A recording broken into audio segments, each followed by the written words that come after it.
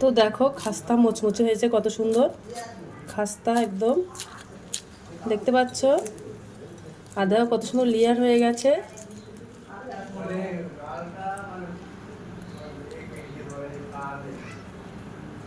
Hello বন্ধুরা, তো আমি আজকে আবার অন্যদিনের মতন চলে এসেছি। আজকে রেসিপি হচ্ছে অজানা একটা ইউনিক রেসিপি। এই রেসিপিটা একদম হাতের কাছে ঘরোয়াভাবে যা মশলা যা কিছু আছে সেই রান্নাঘরে সেই দিয়ে কিন্তু এই রেসিপিটা আমি বানাবো। আর তোমরা ভিডিওটা পাশে থেকে শেষ পর্যন্ত দেখার জন্য অনুরোধ রইল। তো চলো। তো এই রেসিপিটা বানাতে দেখো আমি 1 বাটি মতো ময়দাটা নিয়ে নিয়েছি। এর মধ্যে 200 গ্রাম মতো ময়দাটা আছে। তো ওটা গামলার মধ্যে দিয়ে দেব। তো হাফ চামচেরও কম লবণ দিয়ে দেব। এই আটার মধ্যে আমি হাফ চামচেরও কম চিনি দিয়ে দিলাম। এই চিনিটা দিলে কিন্তু খেতে খুব ভালো লাগে, তার জন্য চিনিটা দিয়ে দিচ্ছি। এর মধ্যে আমি 4 চামচ সাদা তেল নিয়েছি, সাদা তেলটা দিয়ে দেব। আর ওর মধ্যে আমি হাফ বাটিরও কম জল দিয়ে দেব। জলটা আমি একেবারে দিয়ে দেব। ময়দাটা মেখে নেব।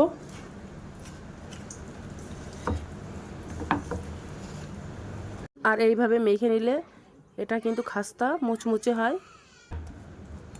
তো দেখো একটা ডো বানিয়ে নিয়েছি, একেবারে নাও শক্ত নাও নরম করে।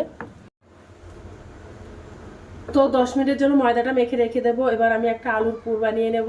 দেখো 2টো আলু সিদ্ধ করে নিয়েছি। তো এবার আলুগুলো আমি একটু গ্রেট করে নেব। তো আলুটা গ্রেট করা হয়ে গেছে, এবার আমি আলুর পুরটা বানিয়ে নেব। তো প্রথমে একটা ওনার উপর কড়াই দিয়ে দিই। ওর মধ্যে আমি 3 চামচ মতো সরিষার তেল দিয়ে দেবো। তো তেলটা গরম হয়ে গেছে, হাফ চামচেরও কম পাঁচফোড়ন দিয়ে দেবো। তো দেখো পাঁচফোড়নটা দিয়ে দিয়েছি। তো পাঁচফোড়নটা তেলে একটু লাল লাল মতো হয়ে গেছে। এবার আমি ওর মধ্যে 2টো কাঁচা লঙ্কা আর 1 টুকরো আদা গ্রেট করে দিয়েছি, দিয়ে একটু বেশ ভাজা করে নেব যেন কাঁচা গন্ধ ভাবটা চলে যায় ততক্ষণ। তো দেখো কাঁচা গন্ধ ভাবটা চলে গেছে। আর ওর মধ্যে একটু সামান্য পরিমাণে হলুদ গুঁড়ো দিয়েছি কালারের জন্য। আর যে আলুটা গ্রেট করে রেখেছিলাম আমি আলুটা দিয়ে দিলাম। দিয়ে বেশ এবার ভালো করে একটু নাড়াচাড়া করে নেব। আর ওর মধ্যে আমি একটু কসুরি মেথি পাতা দিয়ে দেব। এটা দিলে কিন্তু খেতে আরও ভালো লাগে, তার জন্য দিয়ে দিলাম। লবণ দিয়ে দেবো টেস্ট অনুযায়ী।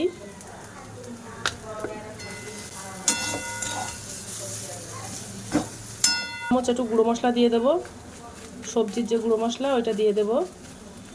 এটা দিলে কিন্তু আরও ভালো লাগে খেতে, তার জন্য দিয়ে দিলাম।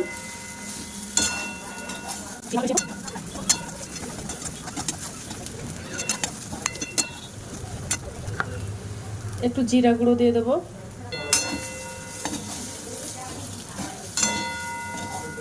তো দেখো 10 মিনিট হয়ে গেছে। এবার আমি এই ডোর থেকে একটা লেচি কেটে নেব।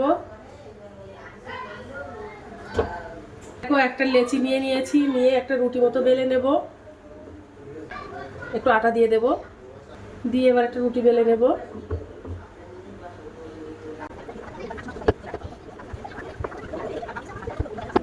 তো দেখো একেবারে নাও পাতলা নাও পুরো করে একটা রুটি বেলে নিয়েছি। রুটিতে আমি একটু তেল ব্রাশ করে নেব।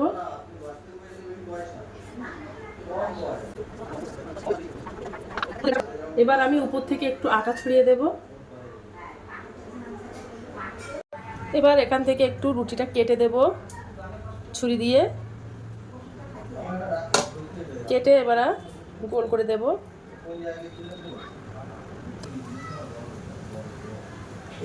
তো হাত দিয়ে এভাবে করে নেব, এটা কোণ মতো করে নেব।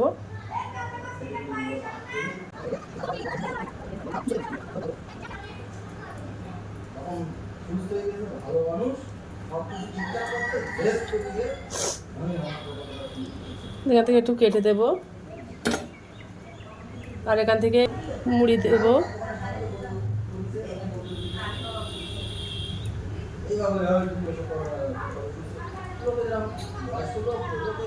তেল দিয়ে দেব, দিয়ে এবার চেপে দেব, দিয়ে হাত দিয়ে একটু চেপে দেব।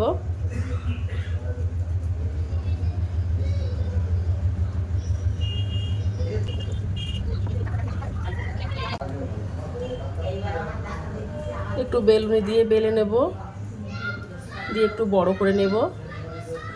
এবার দেখো রুটিটা বেলা কমপ্লিট হয়ে গেছে। এবার আমি উল্টে নিয়েছি রুটিটা আমি উল্টে নিয়েছিলাম, ওই উল্টো সাইডেই কিন্তু যে আলুর পুরটা বানিয়েছিলাম, তো আলুর পুরটা দিয়ে দেব। আলুর পুরটা দেওয়া হয়ে গেছে। এবার আমি রুটিটা ভাঁজ করে দেব, ভাঁজ করে দিয়ে চেপে দেবো মুখটা ভালো করে, যখন খুলে না যায় সে তেমনভাবে দিয়ে দেব। তো দেখো একটা পিঠা বানানো কমপ্লিট হয়ে গেছে। এভাবে আমি বাদ বাকিগুলো সব বানিয়ে নেব। তো বাদ বাকি পিঠাগুলো সব দেখো বানিয়ে নিয়েছি। তো এবার আমি সব ভাজা করে নেব। তো কড়াইতে তেল দিয়ে দিয়েছি, আর তেলের মধ্যে দিয়ে দিয়েছি, দিয়ে এবার একটু উল্টে দেব। আর উনানের আঁচটা কিন্তু একদম মিডিয়াম ফ্লেম করে দেব, হাই ফ্লেমে দেবো না, হাই ফ্লেমে দিলে পুড়ে যেতে পারে।